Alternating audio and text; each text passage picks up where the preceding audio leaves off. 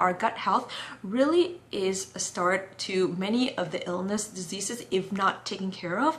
And if you're someone who's taking a stomach acid pill thinking that it's going to help improve your health, you might be surprised to know that it can actually make you feel worse and cause more digestive issue in the long run.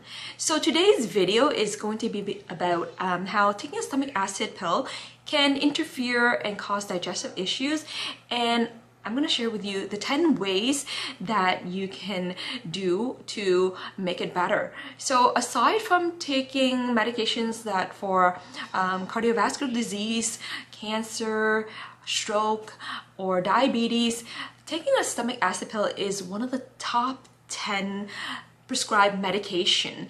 And in 2022, Nexium, which is an anti-acid or a stomach acid pill, their sales was over $1.2 billion in revenue.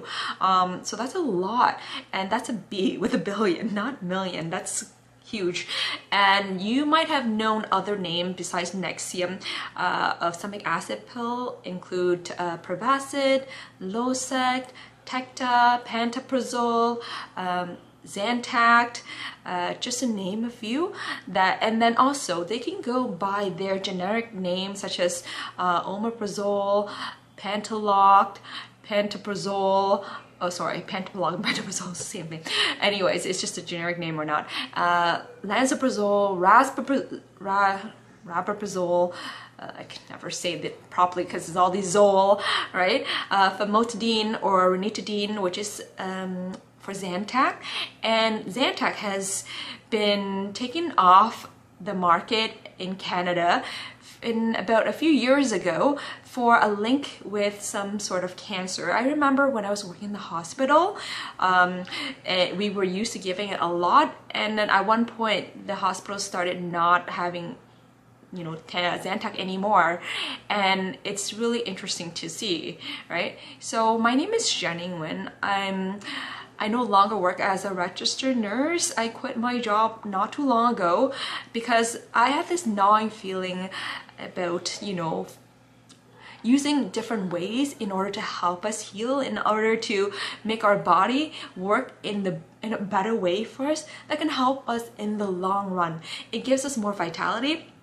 And over the years, what I noticed was that I've seen so many patients coming in, and they're getting younger and younger by the day. A lot of women comes in complaining of, well, overall a lot of people, but it's just for some reason the women speak to me because maybe I can totally relate, and especially if they're mothers as well too.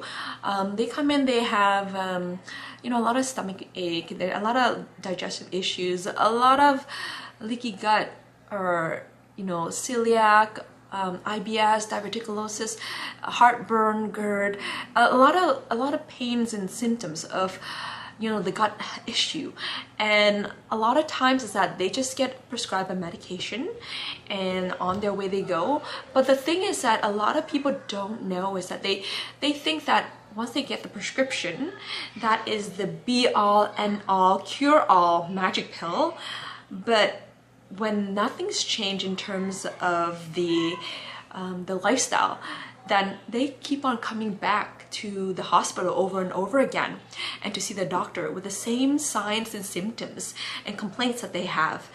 And a lot of times I just want to tell them, because of what I know now, I give them little tips and bits here and there, and I'm not sure they actually use it or not, but it just really, it makes me feel so uncomfortable because I just know that there's another way, a better way besides medications in order to fix the issue. And a lot of time is that many people, they don't realize that by taking a medication, let's say if you have a fever, or if you're in pain and you take an NSAID, a non-steroidal anti-inflammatory drug, such as Advil or ibuprofen, or even naproxen, which is prescribed, and also even if you take an aspirin. A lot of time people take aspirin for some kind of a heart disease that they're prescribed for. They do not realize that some of those medication can be hard on their stomach, can increase their risk of having a stomach ulcer or bleeding in their digestive tract. So a lot of times is that when they start on those medications, the doctor would prescribe them with another medication. And guess what that medication is? A stomach acid pill, right? Either a proton pump inhibitor, some kind of antacid, or anything that to help reduce the stomach acid. So if the stomach acid pill is to help reduce the NSAID, the side effects of the NSAIDs, what medication is needed to reduce the side effects from that stomach acid pill? I just wonder to myself. So I've ever thought whether you guys think of it or not, but it just made me think about it, and I wonder, right? And a lot of times is that there are a lot more younger patient that comes in. So there's an increased number in patients who have GERD or heartburn or indigestion. So GERD is gastroesophageal reflux disease, and what it is that there's a separation between your stomach. My stomach is right here, and my stomach is right here, and my esophagus. So that's pretty much my part of my throat that goes up. And what happens is that the acid that's in the stomach gets backflow because of irritation. There are many reasons and many causes to it, and so like there's lifestyle. A lot of times it's because there's increase in obesity, an increase in an unhealthy habit that cause for you to have heartburn or GERD.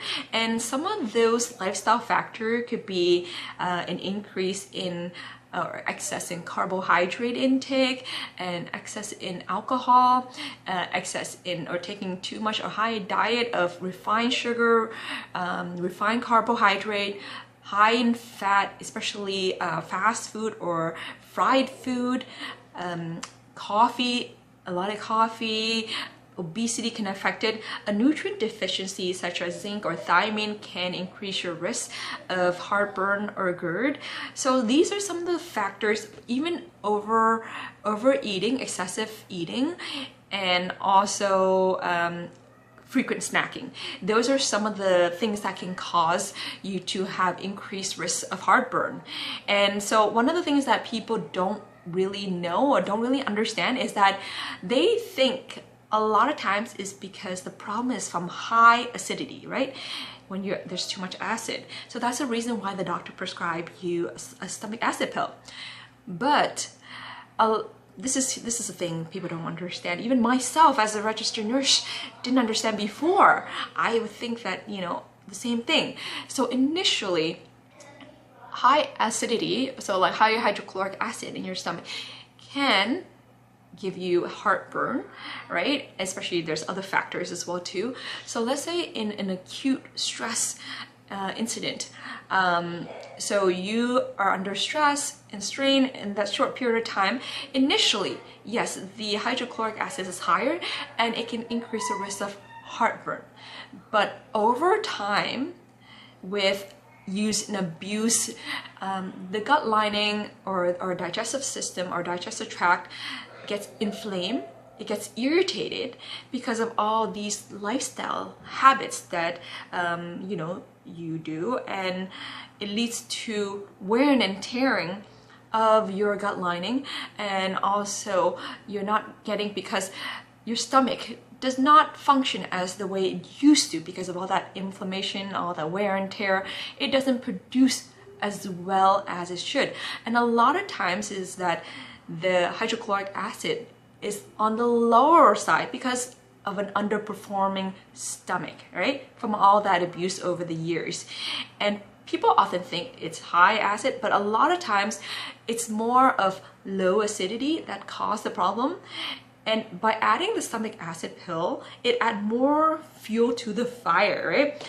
So why is it important that we actually have a good level, you know, what nature was intended, that your stomach acid to be at a certain level, is because the stomach acid, without proper level of stomach acid, that you are at risk of indigestion, because you need a certain amount of stomach hydrochloric acid. It's needed in order to break down protein, to help with the absorptions of the B vitamin, vitamin B12, helps with iron, helps with calcium, helps with other nutrients. And without the right amount of hydrochloric acid, a lot of things gets backlogged. Protein doesn't get broken down as easily. And what happens when it doesn't get broken down easily? Well, it's not make whatever the nutrients available, it's not being made available because it's not broken down, it's not being used to the advantage. So like if it's not made available, then the small intestine isn't able to absorb the nutrient to the fullest, and it would take longer time to digest that, right? So therefore it stays in the stomach a little longer, the transit time is longer, and a lot of times, and when we eat a certain meal already and then we eat more and it's already on the backlog, it's pushing onto our body's already stressed out enough from all this lifestyle. So the esophageal sphincter, there's a little kind of like valve between the stomach and the esophagus, that's the throat, and then what happens is that it gets stressed out. When it gets stressed out, it doesn't close properly. When it's relaxed, it closes, it's no problem, but there's irritation, it gets stressed out by overeating, by eating the wrong type of food, all these factors that add up when stressed. So then it doesn't close as well, and then what happens? The acidic from the stomach goes back into upward, so it goes into your throat, and that's one of the reasons why you get heartburn. And so I know it's very painful, because I remember when I was in my second year university, I had a duodenum ulcer, I had H. pylori infection, and it was a lot of pain. I had heartburn, it was not fun. There was too many things that was going on at that time. And what I did was that I would drink more coffee or I started drinking coffee, which I never did before. I drank alcohol. I mean, you were at that age, when we're young, we're finding ourselves. I mean, we all been there, we've done, we do things that are not exactly the best, but hey, it happens. And I started eating more takeout food, more fast food, because I was busy and I was in school. I was not sleeping well. I don't know how to deal with stress, and all these add up, and it was very painful. And I don't wish that on anybody, because I know how painful it feels. And to see the women that comes in to the emergency and get triaged, and talking to them, I could see the discomfort in their face whenever they have these abdominal pain. And you know what? The important thing is that these symptoms that we have, or these illness, or the problems that we have, is controllable, right? And there's a lot of things that we can do about it that can affect us and make it for the better. So I hope that just by the basic explanation, that you have some kind of an understanding of why it's important that we try and eliminate the medication as much as possible and use a natural route, because without proper macronutrient and micronutrients, our body would be at a deficit, and it would lead us to more illness, more chronic conditions. And then instead of just getting heartburn, we end up getting all sorts of other disease and illnesses that we don't want, and that hinders us from wanting to live the life, having the quality of life, being able to do what we want to do. And so understanding that, what can we do, what can you do about it? Because we're going to go into the tips that that will help you, and the 10 tips that will help. So tip number 1, or the first step that you can do, is to throw your medications away. You heard me. Throw them away. Okay, don't throw away yet. Talk to your doctor first. Talk to your doctor and see whether you can reduce it or not. I don't know your full medical history. Better to talk to a professional and get, because they know you, they follow up with you. But regardless, the whole point is that to try and get yourself off of the medication and use more lifestyle changes or habits to help heal yourself so that you can get better. Number 2, this is a big one. I truly believe in this, is to have more whole food. And just by switching to more whole food, you're getting more nutrient dense food that's going to help supply your body the gut lining and overall better health, right? Because when you're getting proper nutrients, instead of taking the food, the lifestyle choice, making the lifestyle choice that affects it, you're able to have baby butt skin, smooth, beautiful lining inside you, pretty much in your intestine, instead of like eczema, psoriasis, cracked and all beaten up and reddened and angry looking and leaky, inside your gut, right? So that makes a big difference. And where are we? So eat whole food. Okay, number 3 is to have more nutrient dense food. That's where you can have, that's fruits, vegetables, lean protein, and healthy fats. So for example, let's say, avocado, that's good for you, an apple, broccoli, fish, some of these things here, they're nutrient dense. So what nutrient dense food is, they are food that are high in nutrients. So all those vitamin, minerals, all the essential stuff the essential nutrients you need, but they're for low calories. Instead of having the standard American diet that we eat, which are very high in calorie but low in nutrient, which doesn't do anything for us. If anything, it actually harms us more. So if you want to know what nutrient dense food are and how to read nutritional labels and understanding a better idea about calories, there's a video link, or like I'll give you a video link of it. It's really important and it's gonna help you. I give example of what food you can eat, and you'd be surprised you can eat so much of them and not even have to worry about the calories, right? Okay, so number 4 is mentioning about the calories. Number 4 is to limit or avoid the food that irritates you. So that means junk food, fast food, the food that really doesn't help, refined carbohydrate, added sugar food, bread, cereal. A lot of times they're very high in sugar, added sugar. They're not natural sugar, right? Natural sugar is actually not as good because it gives you the vitamins, minerals, and also the fiber like found in fruits. But the processed food is actually, it really doesn't do wonder for your body. We were talking about added sugar. Tip number 5 is limit the added sugar that you get from soda pop, coffee, and alcohol. A lot of times people don't realize that they drink their calories, and that is a problem, because let's say a can of Coca-Cola, one can of Coca-Cola, so like about, I think a 350 mils can of Coca-Cola has roughly about 33 to 39 grams of sugar. So the American Heart Association recommends that for a woman to have no more than daily added sugar of 26 grams of sugar per day. So that's 6 teaspoons. The Coca-Cola can has about 33 to 39 grams of sugar, added sugar. So that's way more than your recommended intake, right? When people drink a Coca-Cola or like pop drink, the ones who drink it, I'm sure you don't drink just one. There are people who drink one for breakfast, one for lunch, one for dinner, one for snack, and if they are feeling thirsty, they might as well just open a can and start drinking, right?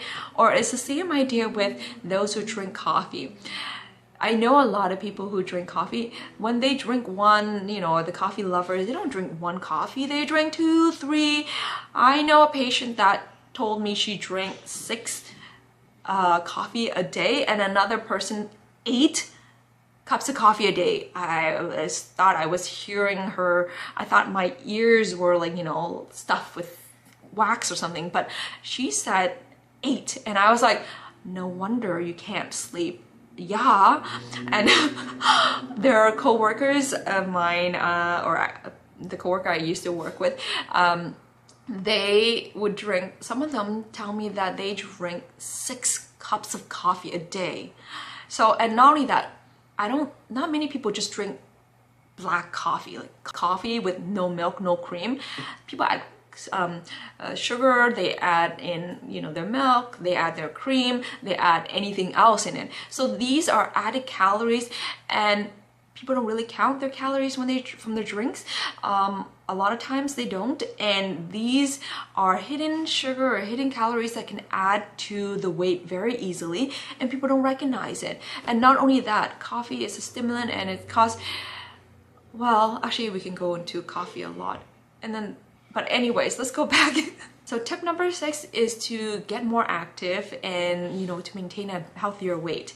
It's important that you maintain a lower girth around your abdomen, because the bigger your abdomen is, the more it's going to push onto your diaphragm, and then onto your onto your stomach, even onto your lungs, right? It makes it, you find that when you know, the more weight you put on, the harder it is for you to breathe, right? Especially when you're laying down.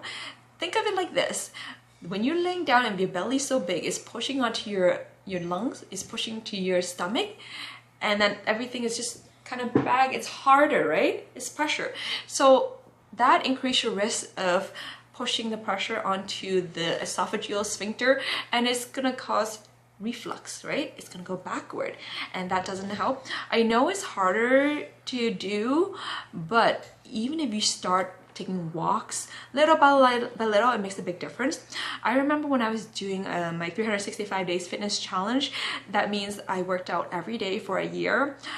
For someone who's active, you know, it was even a challenge for me. There are some days that I don't even feel like wanting to exercise, but hey, you know what? I tell myself, just go and do it, and go out there. You know, it was a test of that I made to myself, just to see, just how, like, but you know, that's how we are. There are sometimes we don't want to do the things that we have to, but in the long run, it's actually better for you too. And so, you know, even a little bit more movement. So I feel like, let's say you do some work for 25 minutes, go for a walk for 5 minutes, right? That makes a big difference. Even minor things like that can help not only refresh your mind, but helps you move your circulation and get the body going, and get you to be in an active mode a little bit more. Number 7, eat smaller meals and stop eating when you're about 80 to 90% full. So this helps. I remember we used to eat a lot of buffet when we're younger. You know, when you're young, you think you're invincible. Nothing matters. Everything is a big deal. Everything is like, you just eat everything, right? And that's one of the issues in our society, that we love food. We use food as a source of comfort, and sometimes we overeat, get overindulged. But that is not good for you, because when there's only so much our stomach can hold, and when it's stretched to the max, where do you think it's gonna go? And it can't process everything you eat that fast, right? It's gonna go back up. So that's why you feel the heartburn, you don't feel so good, you feel so bloated, you feel like, oh, you can't move at all too, right? And so not only that, it's really important to be mindful of when you're eating, to take your time to chew your food, because a lot of times is that our teeth are made to help break down mechanically the food, so that it's easier for our stomach to digest it chemically. So when you're taking the time to chew your food, to savor it, to enjoy it, it helps you have a better experience with food, and it tells your mind like, oh, I'm getting the nutrient in my system, and therefore I'm getting full, instead of stuffing everything down and swallowing and inhaling, not even tasting anything, and you need to eat 10 meals or 2 burgers instead of 1, right? Because you're inhaling everything. But regardless, it actually makes a big difference, and it helps. So just to be mindful, so that way your stomach doesn't have to work so hard to break it down, and it makes it easier for your body to digest and absorb the nutrients. There's one thing is that about digestion is you can it has to be very important that the first step is that if you can digest the food properly, you can absorb it easy. Number 8, learn how to manage your stress more. So this is a challenge, I think, for a lot of people, because we don't really learn about it in school. Nobody ever taught us. I mean, I personally didn't know about it, and you know, a lot of times we have to learn on our own. But what I realize is that no matter how stressful the situation is, it's important to take 5-10 deep breaths just so you can calm your mind and realize that the situation that you're in. I have this placard in my house. It says, the joke of today, the crisis of today is the joke of tomorrow. So the crisis of today is the joke of tomorrow. It seems like it's a big deal in the moment, but tomorrow we'll laugh about it, thinking like, why did I even make a big deal out of it, right? That's how it's like.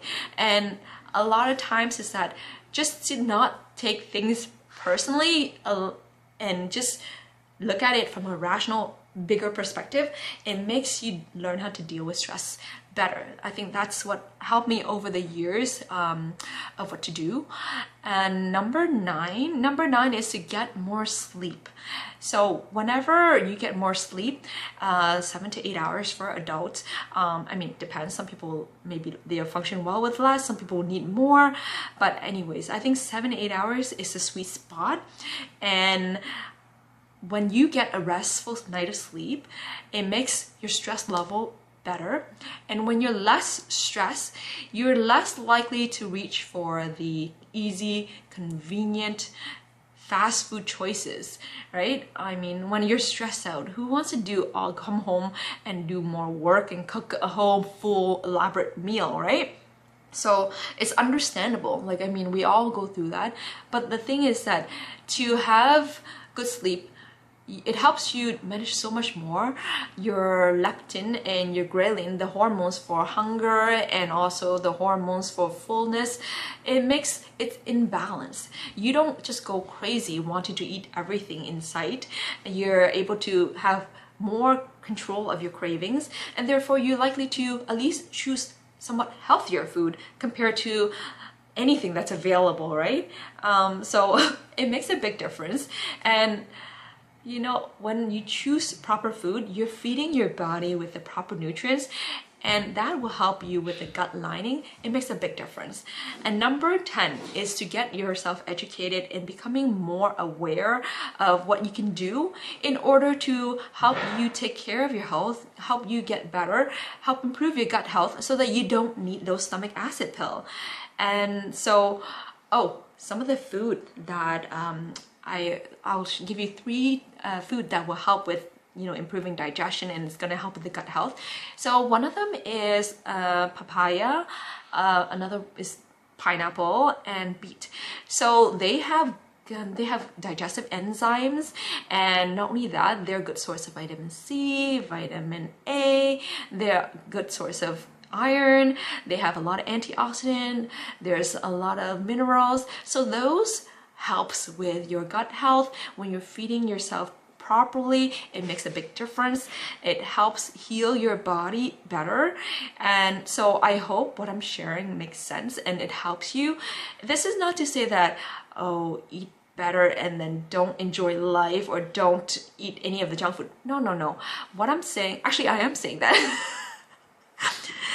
Okay, well, anyways, I know that when you take care of yourself, it makes a big difference, and in the long run you're gonna improve your quality of life. People live long these days. I've seen so many people live long in the hospital, but their quality of life sucks. They are bounded by the 4 walls, the hospital bed, they're debilitated, they have all sorts of issues, and it doesn't help, right? So you know what, you want to improve your quality of life, and you want to make it so that you can enjoy, you know, what it is, and get healthier, live healthier. You want to be able to love more and do what matters. I think that's my motto now, I guess, to live healthier, to love more, and to do what matters to you the most.